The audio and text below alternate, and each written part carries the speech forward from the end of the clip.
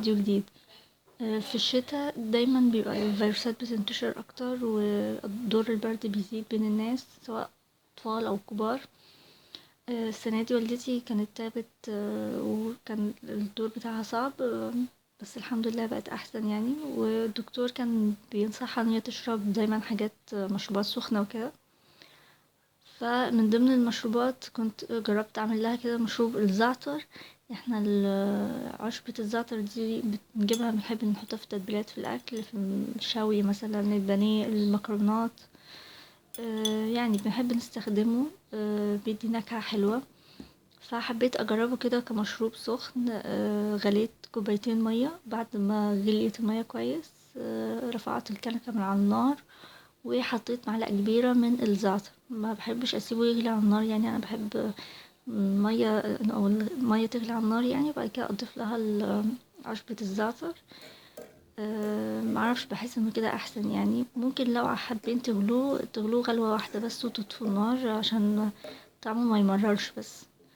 وبسيبه بقى بعد كده في الكنكة كده، وبغطيه عشان الزيوت العطرية اللي فيه، وبغطيه عشان يعمل برضو يبقى ينقع شوية في المية، فيدي برضو نكهة قوية والواحد يستفيد منه.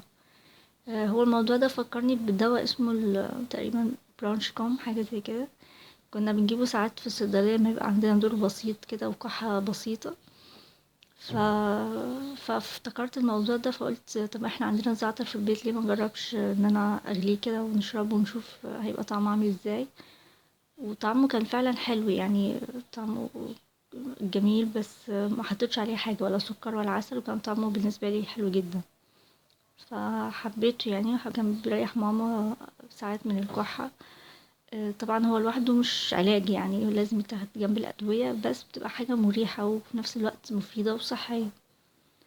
هنا المج ده الغطا، ده كان غطا مج عندي، والغطا اتكسر، فالغطا فضل سليم، بس الراس بتاع العروسة دي اتكسرت كده شوية من فوق. اتكسرت كذا قطعة يعني، فأنا اتضايقت عليها ساعتها، وبعدين قلت مش هرمي الغطا عشان يعني جزء بسيط اتكسر، فحاولت أصلحها. وفي قطعة ما كانش ينفع تتلزق يعني، فروحت حاطة الوردة دي بقى فيها. قلت يعني خسارة، بدل ما ارمي الغطا كله، لا، احاول اتصرف يعني واظبطه باي طريقة.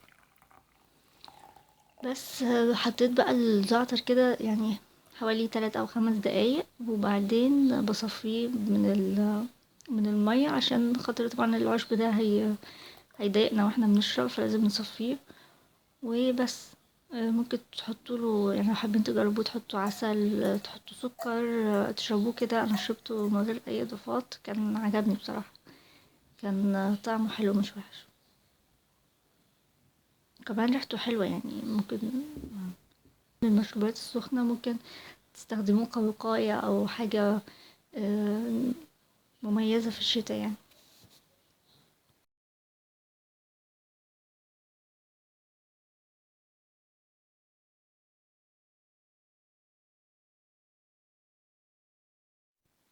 من اكتر الحاجات اللي بحب اعملها في الشتاء، في الاكلات يعني، هي كيكة البرتقال.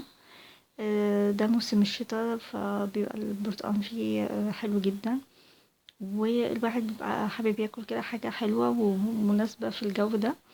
فدي اكتر حاجة مناسبة يعني، كيكة البرتقال، وطريقتها سهلة جدا وبسيطة. واحنا دايما بنعملها ببرتقانة كاملة، ما بنحطش قشر البرتقال بس، لا.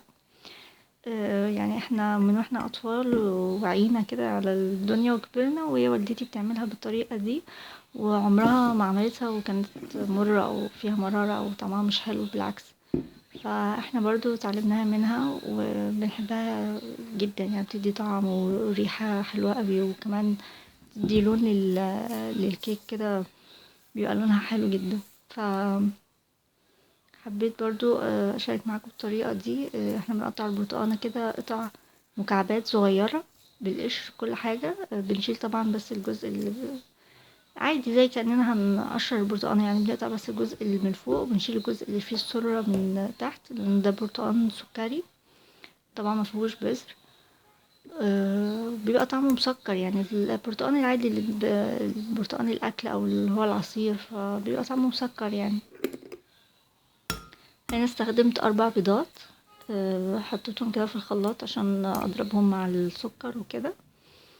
طبعا كل المكونات اللي هستخدمها بطلعها قبلها بوقت، يعني البيض والحليب الحاجات اللي بتتحط في التلاجة بطلعها قبلها بوقت عشان تبقى بدرجة حرارة المطبخ يعني. حتى في الشتا ده برضو لا لازم اطلعهم قبلها بوقت، لانه التلاجة اكيد هتبقى ابرد من المطبخ يعني، فلازم اطلعهم قبلها بوقت. برضو لو هنستخدم زبدة او سمنة ولو بنحطها في التلاجة او كده فبرضو بنطلعهم قبلها بوقت يعني.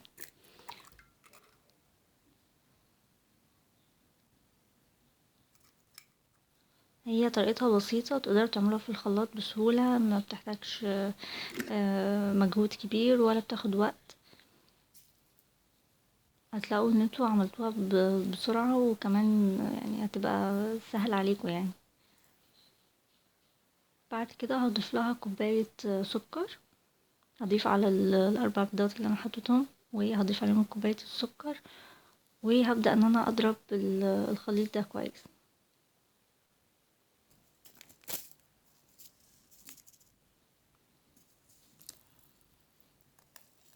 انا هنا استخدمت ظرفين من الفانيليا لان الظرف اللي عندي كان تقريبا 1 جرام، انا بحب الفانيليا تبقى اكتر من كده فحطيت ظرفين.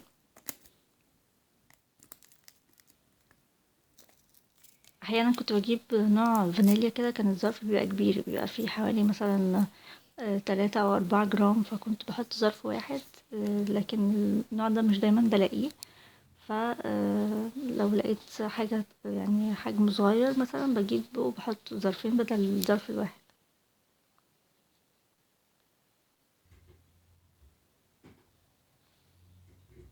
فهشغل الخلاط وهسيبهم يختلطوا كويس مع بعض قبل ما احط البرتقان، علشان البرتقان مش عايزة اضربه وقت كبير يعني. وهنا بدأت ان انا اعاير الدقيق. احنا بنستخدم دقيق جميع الاستخدامات عادي، آه، جميع الاستعمالات. يعني مش شرط دقيق يكون خاص بالكيك يعني او كده، لا اي نوع دقيق انتوا مجربينه كويس خلاص تمام. هنا بدأت انخل الدقيق، واستخدمت كوبايتين من الدقيق، هما المفروض بيبقوا كوبايتين مليانين يعني بيبقوا هرم يعني، كوباية هرمية يعني. الدقيق يبقى مليان عن كده، بس انا بحط شوية بشوية وانخلهم، ويعني اتاكد ان الدقيق كويس، وكمان النخل بيدخل كده الهواء في الدقيق، فبيبقى قلبها كده طري، ومش ما بتبقاش كيكه مضغوطه كده، لا بتبقى كيكه يعني بتبقى زي الاسفنجيه شويه. فلو عندكم المنخل ممكن تدخلوه، ما عندكوش عادي، هي مش حاجه اساسيه يعني، احنا ساعات برضو بنعمله من غير ما ندخل الدقيق. فانتوا لو متاكدين كمان ان الدقيق سليم مفيهوش اي حاجه، خلاص بتحتاجوا ان انتوا تنخلوه يعني لو المنخل مش موجود، بس لو موجود هي بتبقى افضل يعني.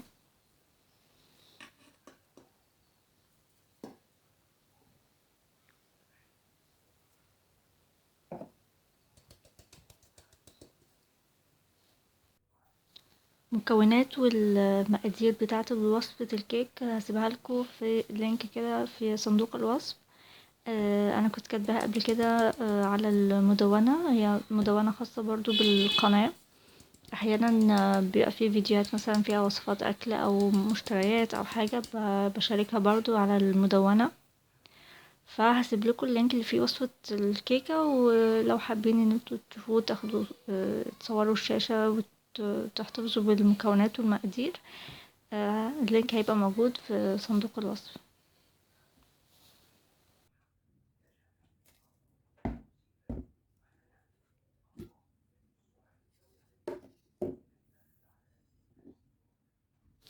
بعد ما ضربت البيض والسكر والفانيليا هضيف لهم دلوقتي قطع البرتقال.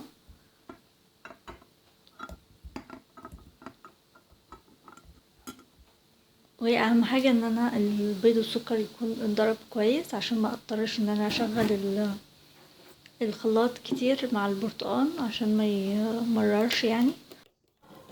وبعد كده هضيف عليهم الحليب. انا ضفت نص كوباية من الحليب، وكوباية الكوباية اللي انا عايرت بيها الدقيق هي نفسها اللي هعاير بيها برضو الحليب. فدايما في الكيك الكوباية بتبقى واحدة في السوائل، نفس كوباية الدقيق عشان تبقى الكمية مناسبة. والكيك انا بحب اعمله بزبدة اكتر من الزيت. هو طبعا ينفع يتعمل بزيت بس انا بحب اعمله بزبدة اكتر، ولو في سمنة بلدي ممكن اعمل يعني اخلط بين الزبدة والسمنة، بيديها طعم ألذ، وكمان بتديها طراوة كده، فبتبقى احسن يعني. وكمان الدهون دي دهون طبيعية فبتبقى صحية اكتر من الزيوت. لو الزبدة كمان طبيعية يعني مش الزبدة النباتي كمان بتبقى افضل.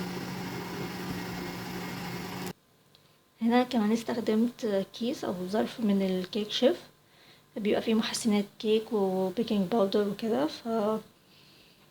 بجيب كده الباكت تقريبا، او الظرف الواحد يعني تقريبا 23 جرام، فبحطهم على الدقيق.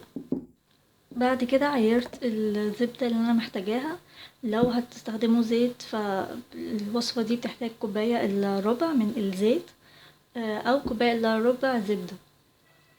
ممكن عايزين تسيحوا الزبدة شوية او تخلوها طرية بحرارة الغرفة وتخلطوها في الخلاط مع المكونات، زي ما تحبوا يعني الاتنين ينفع. بس الزبدة لو هتسيحوها ما تبقاش سخنة يعني، ممكن تبقى دافية بس لكن ما تبقاش سخنة يعني. انا حطيت الزبدة والسمنة يعني حوالي معلقتين من السمنة وثلاث مكعبات زبدة. آه، بس هي بتخليها طرية كده وبتديها لمعة في الكيك، فكمان طعمهم بيبقى ألذ. تقدروا طبعا الكمية تقللوها أو تزودوها زي ما انتوا حابين يعني. هي مش من ضمن المكونات أو المكونات اللي لازم تبقى مقدرها نفس الوصفة. بعد كده خلطت المكونات كلهم لآخر مرة بقى، خلاص مش محتاجة ان انا اشغل الخلاط اكتر من كده عشان البرتقال. هو الموضوع بياخد دقايق بسيطة، دقيقتين بس، الزبدة كده تندمج مع الخليط كويس وبس. طبعا قالب الكيك ببقى مجهزاه بدهنه كويس برضو بزيت او زبدة زي ما انتوا عاوزين. انا عملته بزبدة، دهنته كده بالشكل ده. كل ما يكون مدهون كويس من كل الجوانب، ولو في النص شكل كده زي القالب ده برضو لازم يبقى مدهون كويس من الجوانب كلها ومن فوق لغاية الجزء العلوي ده من فوق، علشان يسهل خروج الكيكة، ما تتأثرش في الفرن ولا حاجة وتطلع من القالب بسهولة. وهي في المرحلة دي كنت سخنت بقى، شغلت الفرن وبحط طبعا الكيك على الرف الوسطاني في الفرن، وبشغل معاه المروحة بتاعة الفرن. احنا الفرن بتاعنا بيبقى شعلته ضعيفة فبعلي النار يعني، هي المفروض الطبيعي حتى في اي وصفة او اي شيف لما بيعمل كيك مثلا بتسمعوهم دايما يقولوا حطوه على درجة حرارة 180. بس احنا عندنا عيب كده في الفرن او مشكلة ان هو 180 دي لا، الكيكة هتبوظ ومش هتطول في الفرن، فمش هتبقى يعني مش هتبقى كيكة هتنشف. ممكن ان هي كمان تبقى ما تاخدش السوا بتاعها المظبوط ولا الارتفاع بتاعها زي الكيك، فبنعلي درجة الحرارة. فكل واحد حسب انتوا يعني، كل واحد اضرب الفرن بتاعه.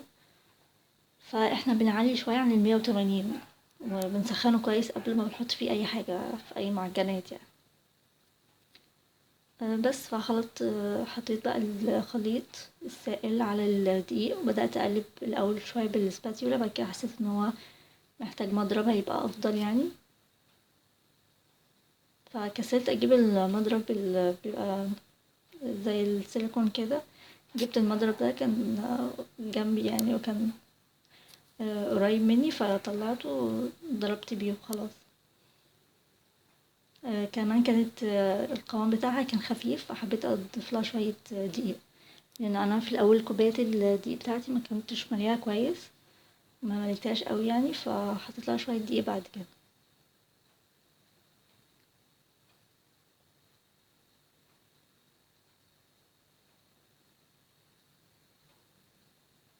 ده بقى بيبقى سمك الخليط، ما بيبقاش خفيف قوي ولا كمان تقيل يعني، الشكل ده بيبقى وسط كده. طبعا ألذ حاجة وانا صغيرة كانت والدتي، يعني ربنا يديها الصحة والعافية، كانت بتعودني انه تسيبلي شوية في الطبق اللي هي عملت فيه عجين، عشان او الخليط بتاع الكيك، عشان اقعد كده ايه اكله بعد ما هي تحط الكيك في القالب، انا بعد اتسلى بقى في الطبق ده. بيبقى طعمه لذيذ جدا، طعم البرتقال مع الفانيليا والحليب، الحاجات دي كلها بيبقى طعمها حلو. هي بتبقى حاجات بسيطة يعني، مش هتأثر. بس دخلتها الفرن بقى وطلعتها، انا بسيبها في الفرن لغاية ما تستوي، وبشوفها يعني بسيبها مثلا تلت ساعة في الفرن، بشوفها من بره يعني، والفرن لسه مقفول، بشوفها اذا انتفخت وكده، فبعد تلت ساعة لو انتفخت وامورها تمام بفتح عليها، وبحط خلية السنان زي ما وريتكم كده، عشان اشوف قلبها استوى ولا لا. و خلاص قلبها لو استوى بطفي عليها وبسيبها برضو في الفرن، واطلعهاش على طول يعني. انا لما اختبرتها هنا في الفيديو بخلية السنان، كنت خلاص طلعتها وخلصتها يعني، انا كنت اختبرتها قبل كده وهي في الفرن، بس حبيت اقول لكم الطريقة بعد كده. لكن لما بختبرها وبلاقيها استوت بطفي عليها الفرن وبسيبها شوية، بسيبها حوالي مثلا ربع ساعة كمان، عشان لو طلعتها على طول هتهبط من السخونية للجو بتاعة لو درجة حرارة المطبخ بتبقى باردة، حتى لو في الصيف نفس الشيء، الفرن هيبقى أكيد أسخن من درجة حرارة المطبخ، فده هيخلي الكيك يهبط، فاحنا أكيد مش عايزين ده. بس فبطلعها بقى بعد ربع ساعة، بعد ما كنت طفيت النار، وارجع اقفل تاني واطلعها بقى بعد ربع ساعة. اطلعها بحاول ان انا ايه، ممكن اغطيها لغاية لو لسه سخنة يعني، اغطيها لغاية ما تبرد، او لو عندكم شبكة اللي هي الصغيرة اللي بنتحط عليها الكيك كده عشان تبرد يعني اسرع، ممكن برضو تعملوا ده. انا غطيتها وسبتها بس شوية، وغطيتها كده بالطبق اللي انا هقدمها فيه، وسبتها شوية. بعد كده بعد ما بردت بدأت احرك الجناب بتاعتها بالسباتيولا، عشان السكينة بتجرح القالب ده، فبستخدم السباتيولا. اهم حاجة تكون يعني اي حاجة رفيعة اقدر اعديها من الجناب، عشان افك بس الكيكة من القالب. بس هي حتى طلعت بسهولة يعني، الحمد لله ما كانش فيها مشكلة، وهي لسه لو ملاحظين فيها لسه سخونية، طلع بخار لسه شوية. رجعت بقى قلبتها تاني على الوش، لان الوش بيبقى شكله احلى بكتير، اللون البرتقال كده مديها لون اصفر حلو جدا.